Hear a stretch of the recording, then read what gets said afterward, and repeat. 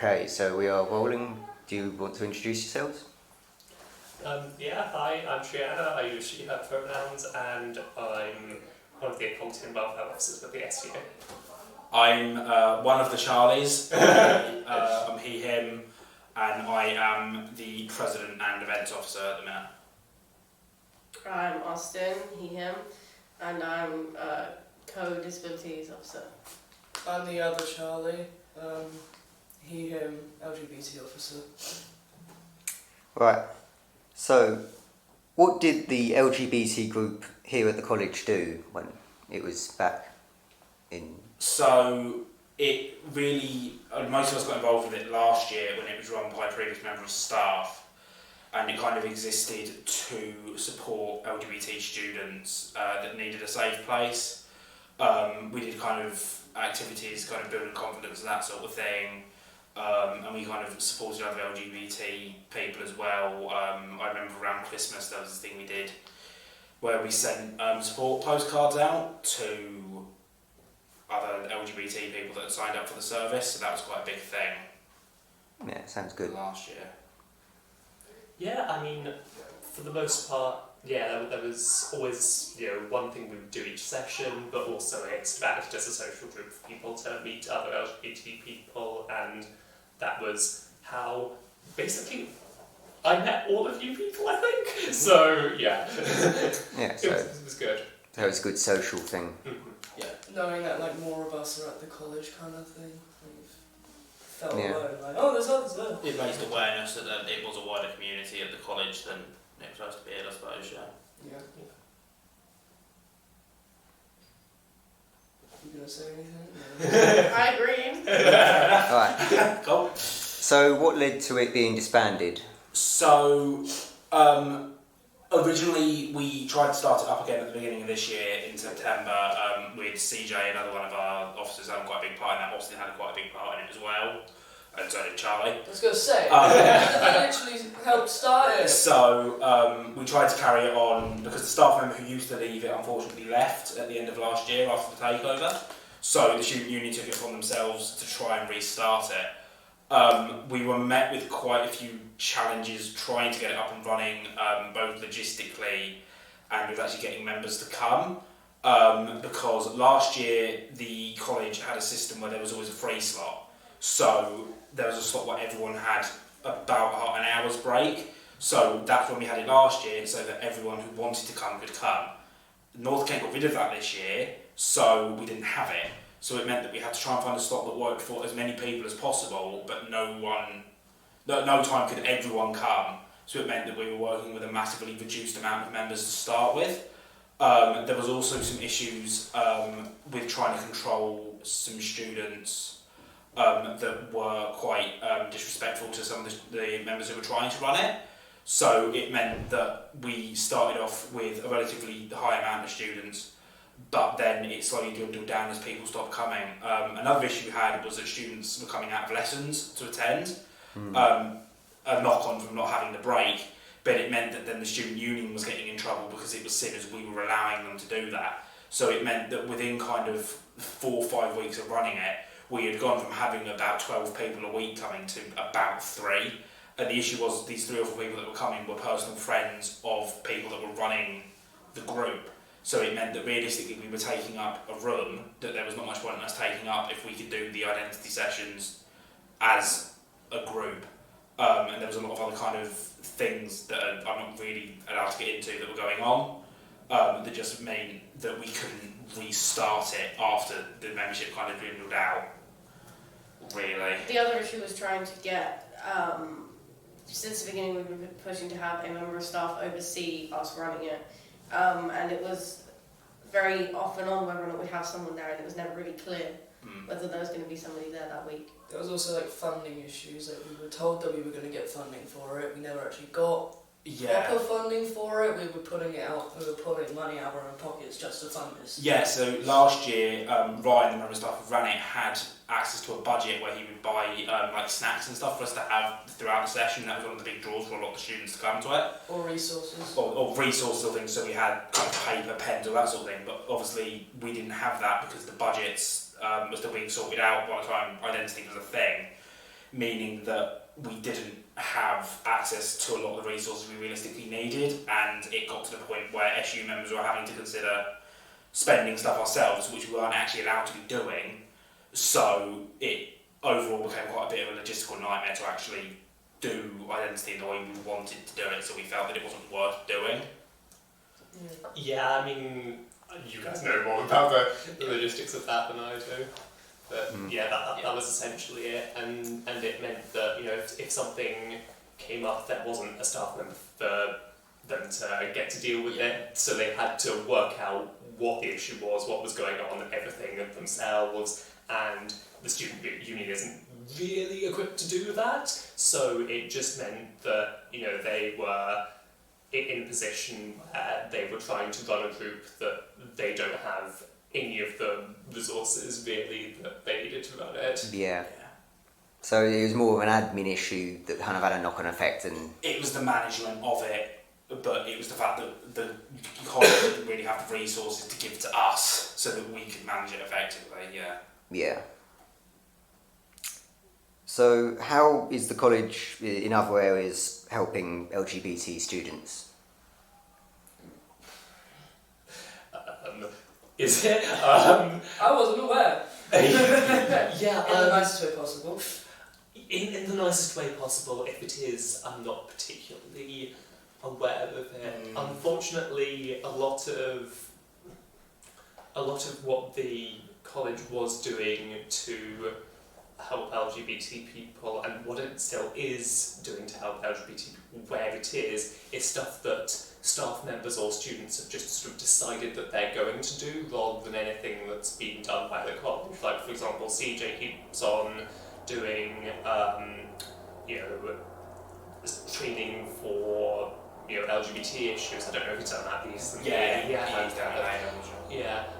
But that's just because a student happens to be passionate about it and has done a good job doing it. I'm not knocking the fact he's done it, but he doesn't have that high up administrative support for it. So it's not really the college supporting students, it's just people who, by good fortune, happen to be here to support each other within the college doing that. There's no sort of structural, systematic way that it's being done, or at least if there is, it's not coming down to the students that we're aware of.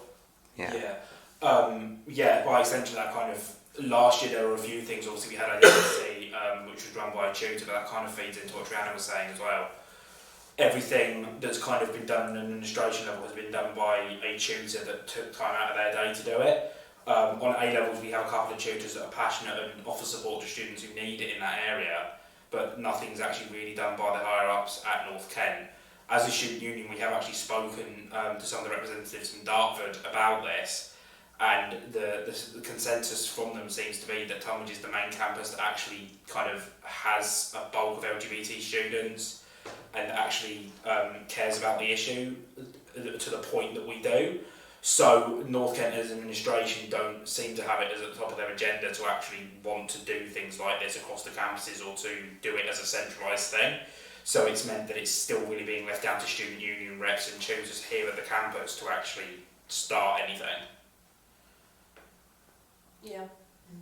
Yeah, I saw some of the notices on the My Day page they've got of support groups for Dartford and Gravesend campuses, but it doesn't look like there's anything for Tunbridge. Yeah, we have had this conversation a couple of weeks ago. One of the staff members and the officers from Dartford came down. We've raised this to them multiple times. It is something that they've said they're looking to getting sorted for us. We've expressed interest in that the officers would actually run the support groups and sort everything out. But we haven't heard much back, and considering how close it is to the end of the year, it seems like they've kind of just said, oh, we'll deal with it next year, and whether or not they will. Yeah. So are there any solid plans that something could be put in the future? I mean, we've got a definite plan to reinstate identity again. I want to try and get it back up for the end of this year, but I don't know how practical that be, so it might be a thing for next year, really. But we've got kind of all the authorisations, everything in place now for that, so we'd have the staff member, we'd have the funding. It'd just be a case of advertising it again and finding a slot that everyone can do. Is there any projects you guys have worked on? Not related to this, no. Yeah, the problem this year really has been that we've had quite a bit of focus on safeguarding stuff as a whole, because we all know people that have personally been involved with some safeguarding, as in the victims of it, not the perpetrators of it. Some safeguarding issues. A lot of us have had a really, really personal focus on dealing with some safeguarding stuff. I mean, Austin helped set up the clothes bank. Charlie's been supporting pretty much everyone. So we've kind of had so much on our plates this year that we just unfortunately haven't actually been able to organise anything major for the LGBT students specifically. But I am going to be kind of asking that that's a focus next year. I won't be here, but Austin will be. And Charlie will be, so we're pushing that as a thing as a matter of urgency next year. It's just an unfortunate matter of circumstance that didn't happen this year. Yeah, so following on from that, how is the college tackling various forms of queerphobia like homophobia, transphobia, etc.? I'm going to go ahead and say they're not. I'm going to go ahead and say that they're also not. I would agree. When we first put up posters for identity, they were getting defaced, taken down, having stuff written on them. And I did tell people about this, stuff, and nobody really did anything about that. Yeah, I've noticed there has been a bit of problem with the posters. I had posters put up for one of my surveys that I was doing, and I found that quite a few of them were going missing, so... Yeah, that was, funny enough, actually another of the problems with identity. The reason we closed it was because the posters were getting defaced. We got worried about the safety of the members there. Yeah. Because obviously we didn't have a staff member, so it was like we didn't want someone showing up and starting trouble, because obviously it shouldn't be down to the students to have to deal with that. But, I mean, overall, kind of, the college hasn't really shown much support for helping any of the LGBT students at all, really. I mean, we've had issues overall with the way safeguarding handles things this year, and that kind of encompasses the LGBT stuff as well. I mean, even it's taken us 4 years to get them to agree to change the red box poster to make it more inclusive to trans and non-binary people. So I think there is a lack of understanding from the higher ups. So, can you just explain what the red box poster is? Yes, it's for people to get free sanitary products. And there was a part in it where it said about it being for young women, and we wanted to change that so that trans and non-binary people could use the service as well. Right, yeah. Yeah, see, and the thing with that was that we fought really hard for that this year, to the point where we've had kind of full-on shouting matches, to be honest, with members of staff to get that changed, because it was kind of the big pressing issue that you noticed, really, Austin, you and Charlie. But I mean, that's not the only example of things. There's constantly posters and things going up that aren't inclusive, and it seems to just be something that the staff don't want to deal with. The big thing that we noticed was because they seemed so opposed to changing the Red Bod projects, we started to feel like it wasn't even a case of they weren't aware, but they were actually kind of against changing it for whatever reason, which was odd. Yeah. I've seen some of the posters in some of the toilets. There's posters about menstrual equality, but on closer look, if you look, there aren't actually any bins in some of the toilets. Yeah, this is another thing that we've had discussions about, is trying to get all that sorted. I mean, we've had multiple discussions about sorting red box out as well, so that it's accessible in the toilets, and obviously the disposal of it as well. We definitely need to have bins. I will point out that the menstrual equality posters that went up was to do with the fact that the college was showing resistance to us changing Red Box product. We put those up to sort of show our side of the argument. Right. Yeah, we've been told multiple times that we weren't allowed to change the Red Box project posters. That has changed very recently. So until then, Austin took it upon himself to put up those posters. It wasn't just Austin, it was him as well. But some of the issue members helpfully put up those posters as well, as we weren't allowed to take the Red Box product posters down to try and combat the problem that they were quite We kind of just thought, what can we do in the meantime? Yeah. So, as an extension to that question, are you and the college aware of what's known as the TERF or gender critical movement, and what are the college doing to prevent radicalisation and extremism? We are very, very, very aware of it.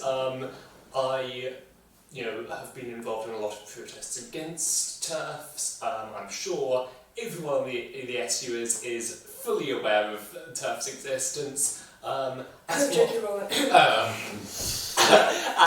for what the college itself is doing to prevent radicalisation, I have some bad news. It's not a lot. The college itself does not seem, I think bottom line about this college, it's this college that doesn't care about us at this point. See, the college has radicalisation stuff, but it doesn't include things like TERFs. It's not focused on TERFs. Yeah, I remember when the kind of interrupting, sorry, but they had tutorials on radicalisation about various things, mainly about terrorist groups and stuff like that. But there were millions of problems with Prevent to start with, and not counting, what they showed in those PowerPoints to start with. That's aside, the fact that they're saying, oh well, these are the specific 8 or however many groups that are radicalising people, and ignoring the fact that some of them are basically defunct, some of them are not radicals in the sense that they think they are, and yes, some of them are good examples. There's no way you can say, like, here are the 8, people who are radicalising people, and just be like, oh well, TERFs, they're not on the list, they can't be radicalising anyone. I know that on A levels at least, I don't know how it works in the rest of the department, TERFs is one of the things that will get kind of written up if you're suspected of kind of being radicalised in that way, but I don't think that's a college-wide thing. I think that's just the fact of because A levels has got quite a few of the LGBT students on it, we pushed for that. To be quite honest, I'm not sure a lot of the staff would know what to look for. Yeah, that's the other problem. It is really one of those things where there probably should be a lot more staff training for it, because I know there's not a lot of it, if any, for a lot of the staff members. I mean, there's the same Prevent programme that only just sort of realised that maybe white nationalists are bad and terrorists. So given how consistently far behind their response, everyone's response to transphobia is going to be to their response to racism. Maybe in 20 years we'll see the radicalisation threat of TERFs being taken seriously, but I'll believe it when I see it, and I don't believe I'll see it. Is the upshot of that? Maybe some people are taking it upon themselves to, do that. I don't think that it's a thing that most people are concerning themselves with at this point, and given some of the comments I've got from some people, I don't think it's I don't think it's not a problem in the college either. Yeah, I can agree with that. It's definitely something I've witnessed around the college, but it also doesn't seem like something we're particularly keen on dealing with. Yeah. so just to finish up, has there been any incidents of something like that happening around here? I mean, there have been lots of minor incidents I've had interpersonally. I'm sure there have been multiple incidents that just haven't got any screen to them. There must be loads of incidents that I'm not personally aware of. I do know of just a few people. That nothing major, but it's always been there. Like, there are definitely things like the ripping down of posters and everything as well, but it's just a few people who've made themselves obviously against my existence in a way that isn't particularly nice. I'm sure other trans people, at least some of them, will have encountered that as well. I remember actually CJ talking to me a lot about his experience with people, sort of aggressively misgendering him very deliberately, and it's. Can I just point out as well, that's not just students either, it's staff as well. Yeah. Mostly I end up being fine because the graphic design department at AG happened to be lovely, but I know even I'm occasionally getting unfortunate incidents happen, and I know lots of other people are having it a lot worse than that. So. Yeah, a lot of the departments, hearing from what you've said, a lot of the departments are a lot worse in that, like we say, A-levels, I know there's been incidents with past and current tutors claiming to forget things a lot more than realistic, very intentionally just refusing to recognise pronouns and gender and that sort of thing. Then, like I say, it's not just students, and a lot of the time, unfortunately, a lot of the things that I've witnessed other people go through actually seem to be specifically from tutors rather than the students. There have been some student incidents in music. We're lucky that the tutors we have running music are relatively aware of the LGBT community and supportive of it, so they dealt with it quickly. But I think if you didn't have a tutor that was like that, it would be very different. And also, outside of that, there was a member of staff that made a comment to CJ, wasn't it, about men don't have periods. So there's a lot of misunderstanding around.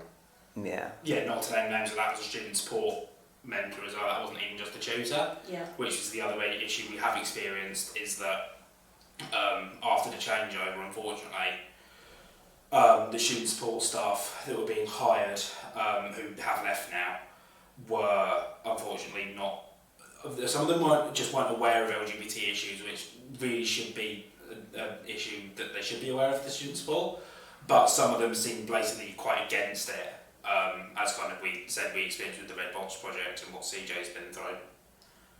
But yeah. And this is just what we have access to. There's departments that we're not in, we don't know what's going on in them, and they're probably facing everything we've said probably applies 3, 5, 10 times over, because there's just insights that we as a cross section of students just don't have into all the other departments. Yeah. Yeah. So is there any sort of training, official training for staff here about LGBT issues and everything like that? Like we say, there has been, but a lot of it's been set up by CJ. There's nothing that's actually really official. I mean, there's the basic government mandated stuff, obviously, but beyond that, stuff to help with kind of a lot of the trans students, pronouns, all that sort of thing, there's basically none of it. Yeah, I think that's pretty much across the board, isn't it, that one? Yeah. Yeah. Right, is there anything else you'd like to add? Is there anything anyone wants to add? I think that's it, really, to be honest, yeah. Right, I think that's it. Yeah, alright, cool. That's great, thanks. Alright.